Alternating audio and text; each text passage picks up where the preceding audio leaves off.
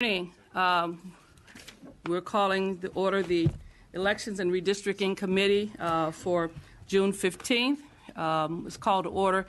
We do not have a quorum, so we will begin as a subcommittee, and when a quorum comes, we'll call roll, and then we'll be able to vote. Our first person up, we have a couple of housekeeping announcements. One update on our agenda, item number 2, ACA 9 by Assemblymember Gomez, has been pulled by the author and will not be heard at today's hearing. So if anyone's here for that particular bill, ACA 9, it will not be heard today. So if you're here, you're welcome to stay for the excitement, but that bill will not be heard today. The first bill up this morning is SB 1108 from Mr. Allen. Senator Allen is here with us today, elections, state and local reapportionment. Well, thank you, Madam Chair and members. Before I begin, I'd like to accept the suggested amendments to comment 6 of the analysis. And we're talking about 1107. Okay, right? Beginning with 1107. Okay, but I'm happy to start with 1108 if you want to. No, that's fine. 1107, that's fine. Okay. So I'd like to accept the suggested amendments in comment number 6 of the analysis. Thank you. Just for a little bit of background, in 1988, the voters approved Proposition 73, which made numerous changes to the Political Reform Act. And with the exception of 2 provisions, Prop 73 was subsequently invalidated in federal court. Now, one surviving piece dealt with mass mailings. The other was a ban on the use of public monies for the purpose of seeking elective office. As a result of that ban, neither the state nor any local jurisdictions may implement any type of campaign finance reform program that includes even partial public financing of campaigns. The sole exception to this are with charter cities, which of course are granted special privileges under our Constitution. So while campaign finance reform plans that rely solely on contribution limits and disclosure have merit, numerous U.S. Supreme Court decisions have limited their effectiveness, as we've discussed. So SB 1107 doesn't enact public financing of campaigns, nor does it repeal the current ban. However, it creates an exception to the ban that would permit the state and local jurisdictions to adopt such a program if they so choose. A statute, ordinance, resolution, or charter amendment establishing the program would need a dedicated fund, and public monies held in it must be made available to all qualified, voluntarily participating candidates for the same office without regard to incumbency or political party preference. The source of the matching funds would also be up to each jurisdiction. Currently, 6 charter cities in our state have approved limited public funding to match small campaign contributions: Los Angeles, Long Beach, Oakland, Richmond, Sacramento, and San Francisco. However, voters in Sacramento County also enacted public financing several years ago, only to have the court strike it down thanks to Proposition 73.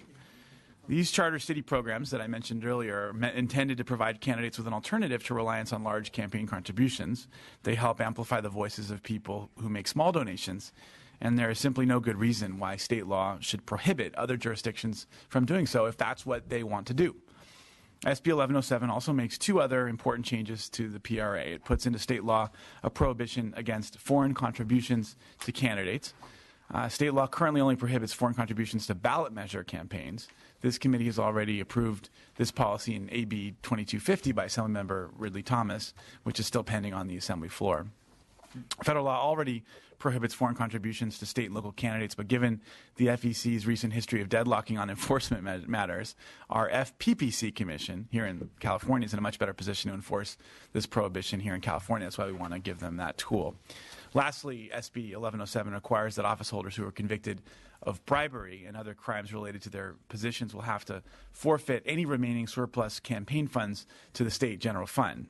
Current law already prohibits anyone convicted of these crimes from ever holding office again in California. As you know, there are 2 ways to amend the PRA, the Political Reform Act: a bill passed by 2/3 of each house of the legislature, or a vote of the electorate.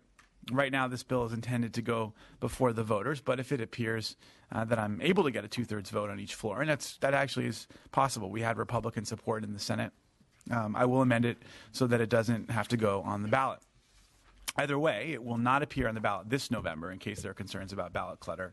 So not on this ballot in November. So SB 1107 is co-sponsored by Common Cause, the California Clean Money Campaign, and it's supported by numerous other good government groups. I would therefore respectfully urge your aye vote.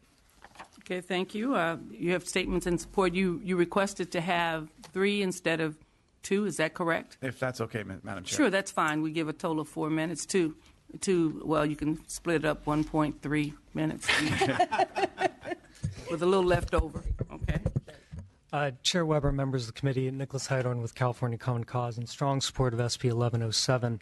Voters are increasingly concerned about the influence of money in politics. According to recent polls, more than 80% of Americans, including Democrats and Republicans, say that money has too much influence in political campaigns today. And more than 80% of Americans of both political parties also believe that we need to make fundamental changes to how political campaigns are funded. Many states and municipalities have adopted campaign public financing systems to address these concerns and to amplify the financial voice of ordinary Americans in the election process. Unfortunately, in California, as Senator Allen explained, only charter cities can do public financing. All other jurisdictions are prohibited from using public financing. We think that shouldn't be the case. We think public financing is a good that all jurisdictions should have the option to look at. There's several reasons why a jurisdiction might adopt public financing. Public financing fosters greater diversity in terms of who participates in the political process. It leads to a much more representative section of the electorate donating to campaigns. It also leads to more diverse people running for office, who are, again, more representative of the electorate as a whole. Finally, it also can have significant effects in reducing the role of big money donors in elections and shifting candidate incentives to being primarily funded through small candidate donations. To give just one example, in New York City in 2013, their city council races, the average council member was 80% funded by small donor contributions and matching public funds, as opposed to normal campaigns, which are around 10%. So to conclude, SB 1107 simply removes the blanket ban on public financing to restore local control and allow state innovation with campaign finance reform. It does not require any jurisdiction to create a public financing system. It merely gives them the option. Any jurisdiction that adopts public financing, it would have to be a voluntary opt-in system and could not discriminate in favor of any incumbent or political party. We simply think that public financing is an important tool that needs to be put back in the toolbox of the options that we use to address money in politics, and strongly urge support. Thank you. Hi, I'm Lee Lawrence, Government Director for the League of Women Voters of California, and we strongly support SB 1107. We want to commend Senator Allen for bringing forth this bill. We think it's a very important one of the most important this year. The League believes that the method of financing political campaigns should ensure the public's right to know, combat corruption and undue influence, enable candidates to compete more equitably for public office, and allow maximum citizen participation in political campaigns. Public financing of campaigns meets all these criteria, and we have been in strong support of public financing as really the solution to the whole campaign finance problem for the last 40 years. We particularly appreciate that this bill doesn't dictate any particular method to local entities and agencies and allows them to devise the one that is most useful for them. Some prefer the voucher method that 60% of the voters in Seattle just enacted. Others prefer the spectacular 6-to-1 small donor matching funds that have been so successful in New York City. There are also other possibilities, and this allows for local creativity and generativity in California. We hope you all will support this bill, and we hope it will be a bipartisan bill. Thank you. Thank you. We have about 40 seconds to go. All right, thanks. Trent Lang, President of the California Clean Money Campaign. Very proud to co-sponsor this bill along with California Common Cause, and very grateful to Senator Allen's leadership for bringing this forward. I'll just say that this is about local control, giving the options. We are very often approached by our members and other people in the community who ask how they can explore public financing different ways in their city or county. And right now, unfortunately, because of this ban, we have to say, we're sorry, there's nothing you can do. So SB 1107 will allow this sort of exploration that they've all referred to. That's why we're happy that it got bipartisan support in the Senate, and we'll hope that it will pass here and also get bipartisan support here. Thank you very much. Thank you. Are there any other individuals who have Me Too's? Simply give your name and your organization and your support for the bill. Madam Chair, members, Tim Schott on behalf of the San Francisco Bay Area Rapid Transit District, also in support. Thank you. Kelly Doe on behalf of California League, Conservation Voters, and Sierra Club in support. We thank the author to bring this measure forward. Thank you. Thank you. Brian Ortiz on behalf of the ACLU of California in support. Thank you. Jason Feifel with CalPERG in strong support. Caitlin Maple with California Forward in support. Any other supporters? Okay. Is there any opposition? Don't you dare. He voted.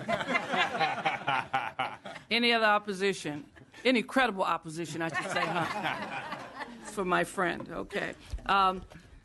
Any comments from members? Since there's only one other member here, yes. Thank you very much. If you can clarify in terms of where this applies, county supervisors, water districts, school districts, city councils, is it all the above or is it select? Any local jurisdiction, they would have to, of course, implement it. They'd have to decide if they wanted to do it. But yes, any of the above. So, just to put it in perspective, for cities, it would be tax dollars involved, and if it was water district, perhaps it was the ratepayers that would be on the hook for these public funds. There's flexibility in terms of how the funding would be, the source of the funding. So, whether it's my city or other cities that we're allowing, city councils or school boards or water boards to be able to utilize the Treasury for their campaigns, shouldn't the public be able to get a vote on this rather than just having a board or a council be able to determine this on their own? Why is it not going to a public vote, or requiring them to go to a public vote to have local control?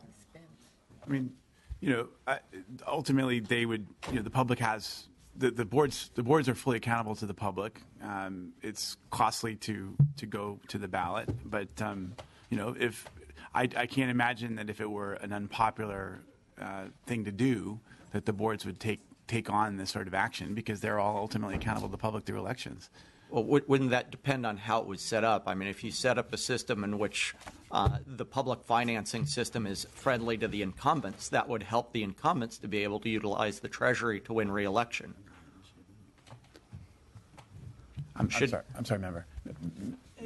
Mr. Harper, I'm sorry. Well, what we're doing here is instead of allowing for this only to happen if the voters ask for it, if a city council or a water board or a school board set up a public financing system whereby they're using the Treasury in a system that helps out incumbents perhaps better than it helps out challengers, wouldn't that make it more difficult for challengers to indeed make their case? If anything, this is much more likely to the incumbents are the ones who are most advantaged by the current system.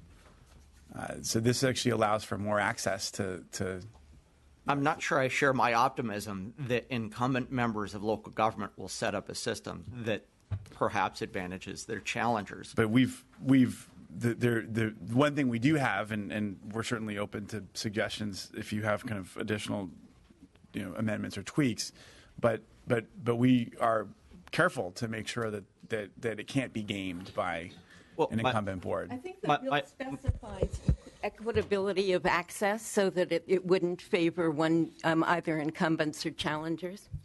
The other thing I would suggest, and if I may ask, sure. I think the ultimate fail-safe would be that the requirement should be that any kind of system like this should only be allowed if it's passed by the voters, not by the insiders, not by those folks who are the incumbents themselves, because they can set up a system which gives them the advantage.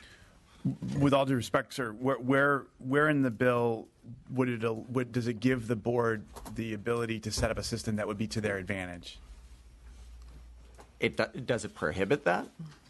It absolutely prohibits it. It requires equity in the financing system. So if the incumbents are raising more money for the matching funds, they'll get more money in the end, right? Well, we don't. There's not. So you're saying that you're. I guess what he's suggesting that they could kind of look at the options and try to be. Yeah. Right, but we don't even. The bill even said it has to be a matching Right.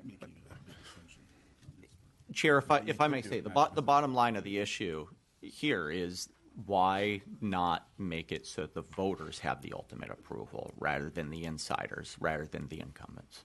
They've already voted for the California legislature. I mean, we have had experience with this because charter cities are currently able to have public financing campaigns. There's not been a tsunami of charter cities passing public financing to advance. And the fact of the matter is these systems are only set up, as the senator said, because they do not benefit incumbents when the public in the cities themselves demand it, when watchdog groups help set it up. So that's why we do not fear anything that would advantage incumbents, because we haven't seen that. The public will watch for it, and the voters will hold people accountable in those jurisdictions. And they could, obviously, if it's not within the equitable principles of the bill, they could challenge it. Also, they can get it thrown out by a referendum. But my question back to you, Assembly Member, is why not put any decision of the boards to the voters? I mean, ultimately, they're expending public resources all the time on all sorts of things. Actually, if I may answer that, because I do think that's a valid concern, is that that's why I've objected to issues where city council members, we've had bills that have come through in this session where city council members, the method by which they get elected could be decided by city council members themselves under the laws that we're passing right now. And I've objected, like many others have, is that when you're talking about the rules of the game, when you're talking about election laws of how the voters decide who they're getting elected, that the voters should have the ultimate decision, not the people who the game rules are subject to themselves.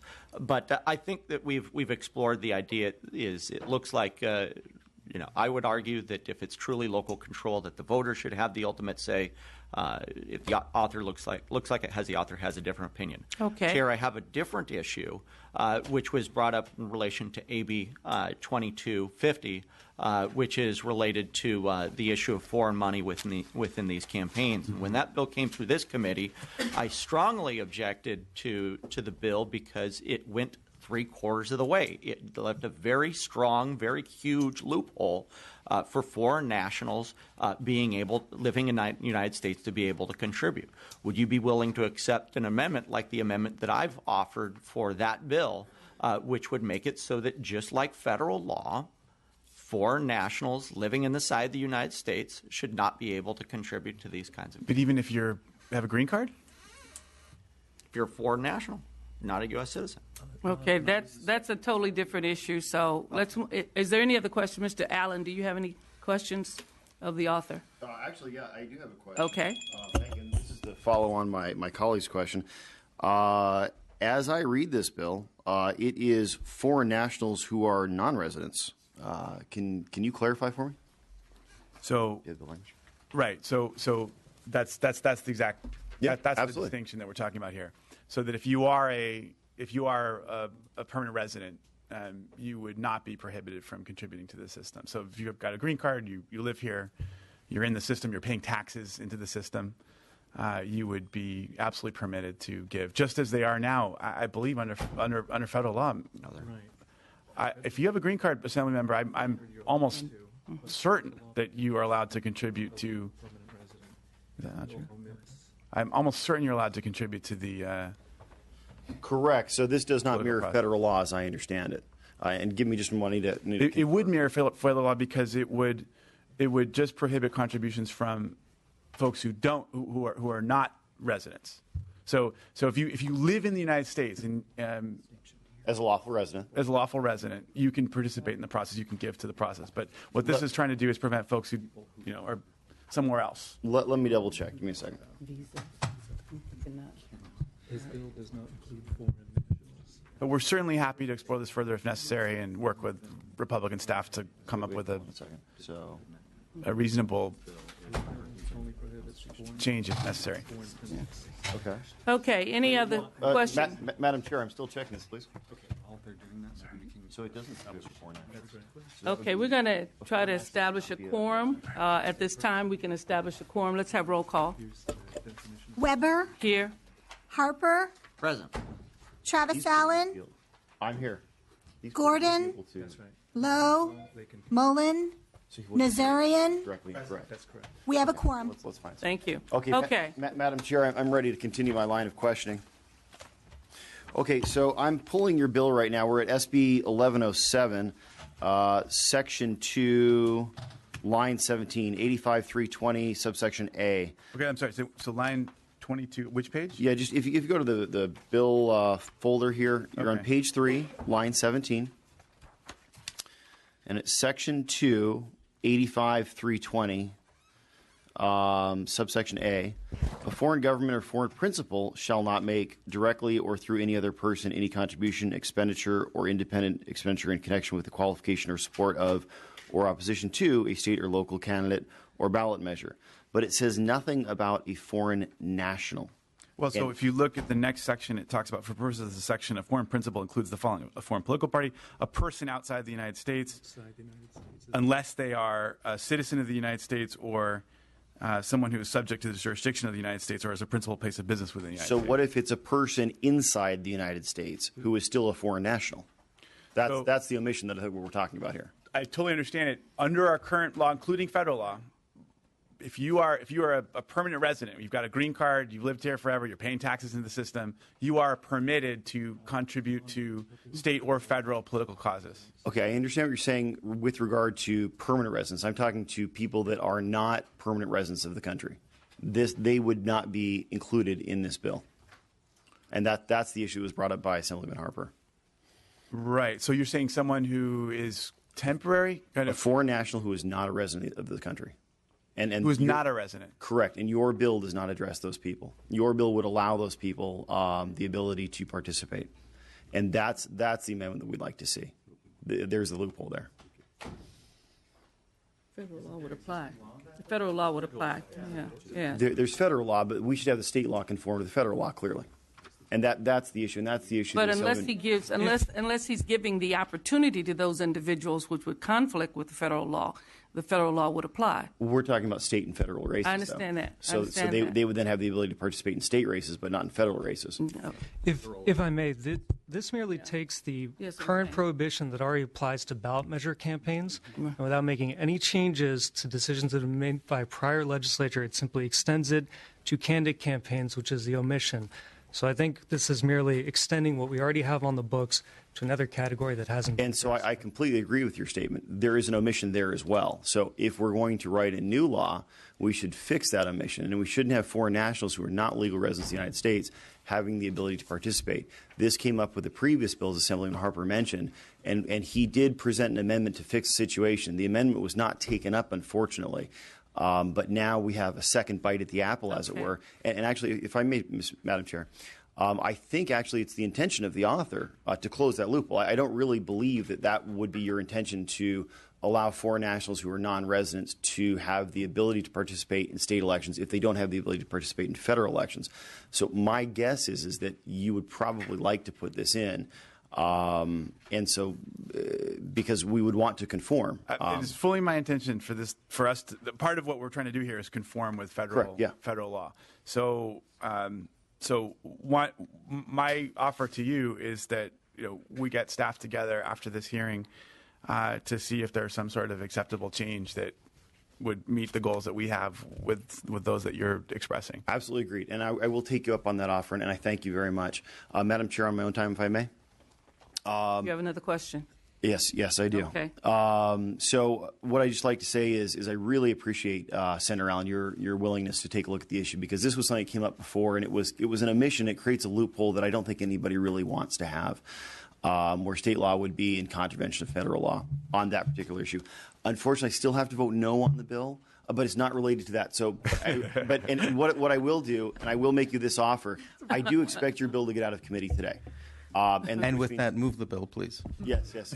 And I'll second that. I will second that for you. I will even help you get the bill out of committee. That's okay. All right. Just stay with me. So, assuming that this bill does come to the floor, and assuming that we are able to amend it as we have discussed to close that loophole for foreign nationals, I will actually, or my colleague, if he so desires, will mention on the floor when this comes up for a vote at the Assembly, mention that you have closed this loophole and commend you for that. Thank you very much, Mr. Allen. Thank you very much. In looking at the past situation with the bill, there is no loophole, but unless you want to make one. Because we have not in any way changed, even in the past bill that dealt with Mr. Thomas's bill, there was no effort to basically allow foreign nationals to be able to vote, and you're not addressing those issues anyway. So there really is no loophole unless you want to see one. Okay, but the bill has been moved and seconded. Do you have any closing remarks? Well, as I say, I don't.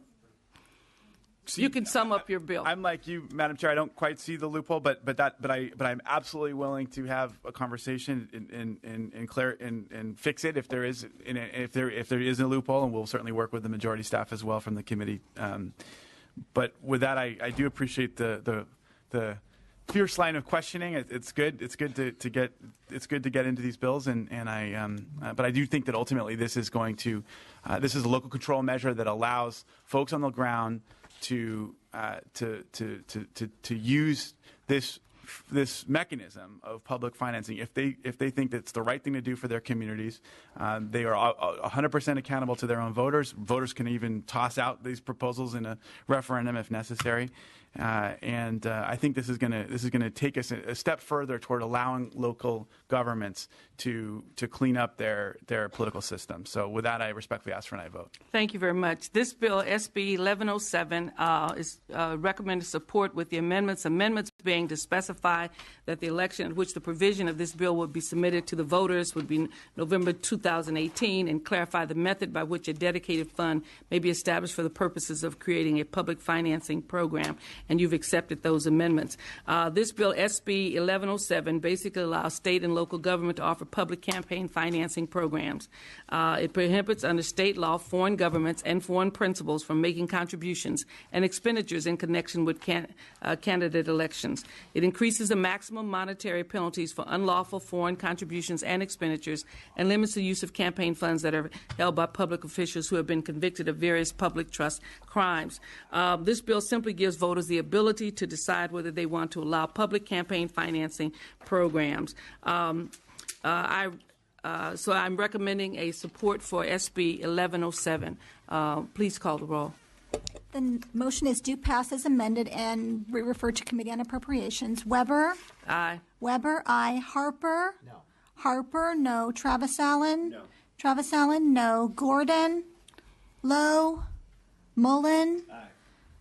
Mullen, aye. Nazarian?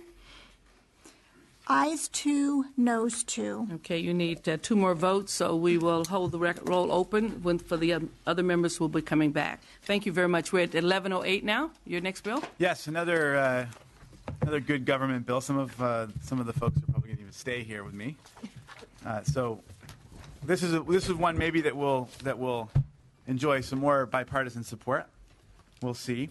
So existing law permits cities and counties to create redistricting commissions, but it limits these commissions to making recommendations on an advisory basis only. They can't actually establish the new districts. The lone exception to this, of course, is charter cities, as we discussed in the last bill. So SB 1108 would permit all cities and counties to establish redistricting commissions that actually have the authority to establish new council and supervisorial districts. In 2012, San Diego County wanted to create one of these independent redistricting commissions, but had to seek special legislation to do so. And we think that that's a waste of time. Cities and counties that wish to take the admirable step of creating independent redistricting commissions made up of local residents should be free to do so without having to seek our permission. The bill doesn't force any city or county to create a commission. It just gives them the authority to do so if they so choose. The bill also provides, much like our state redistricting commission, that local commission members may have no familial, political, or professional relationships with any office holders or candidates in the city or county. Following service on the commission, members may not seek elective office themselves or employment from an office holder within the jurisdiction for specified time periods. Commission members would have to file statements of economic interest pursuant to the Political Reform Act, and commissions would have to comply with all relevant provisions of the Brown Act and the Public Records Act. And in addition, a commission could not be comprised entirely of members who are registered to vote with the same political party. The bill is sponsored by California Common Cause. It's supported by the League of Women Voters. It has no opposition. It's yet to receive a single no vote. We had very strong support from our Republican colleagues in the Senate, and I Therefore, respectfully ask for your aye vote. And I have a couple witnesses in support. Okay, thank you. Not 3 this time. It's okay. Nicholas Heidorn with California Common Cause. We're very proud to be sponsoring this legislation and pleased to be working with Senator Allen on this good bill. Common Cause views redistricting commissions as a best practice when it comes to redistricting. Studies have shown that redistricting commissions do a better job in terms of creating compact districts, keeping cities and communities of interest intact, ensuring minority representation, and ensuring public participation and involvement in the redistricting process. With the passage of Prop 11 creating the state commission, you've seen a lot of interest at the local level in creating their own redistricting commissions. San Francisco, San Diego, Chula Vista, Oakland have adopted independent redistricting commissions. On the ballot this November, City of Sacramento, as well as the City of Berkeley, will be considering redistricting commissions. But the thing that all those cities have in common, as Senator Allen mentioned, is that they're charter cities, so they alone have the ability to create independent commissions. The 3/4 of cities that are general law cities, as well as the 58 counties, do not have the right under state law to create independent commissions. We don't think that the state should be a barrier to innovation in redistricting at the local level. If local governments choose to turn over redistricting to a commission, we think that should be in their power. SB 1108 removes that barrier to allow that type of local innovation to happen. It puts in place sensible restrictions to ensure independence and impartiality of commissioners, modeled closely after the same requirements in the state commission, but otherwise allows a lot of local flexibility to tailor the commission to local needs. We think this is a strong bill. We think this is a necessary bill, and we'd urge the committee to support. Thank you. Okay. Hi, I'm Lee Lawrence, Director of Government for the League of Women Voters of California, and we also are in support of this bill. We particularly feel that counties and general law cities should have the option of adopting an enforceable local redistricting commissions, not ones that are simply advisory, which is what they are only able to do now. For a long time, the League has supported redistricting processes and standards that promote fair and effective representation with a maximum of public scrutiny. And we think responsibility for redistricting should be with an independent commission of diverse membership that's representative of the public at large and protective of minority group interests. We particularly commend the California's Citizens Redistricting Commission, which is nationally praised as a model for redistricting reform, and we hope that model will be used to the extent possible by local commissions. So we particularly would like to see the models of San Diego, San Francisco, and Oakland, who've successfully created these commissions, be followed throughout the state. A reformed redistricting process greatly strengthens representative democracy and reduces voter cynicism. Thank you. Thank you very much. Okay, any questions? Mr. Allen. Thank you, Madam Chair. I'd like to start out by echoing the comments. I'm sorry. I should ask if there's any other individuals, in support. Okay, fine. Go ahead. Any opposition? Okay,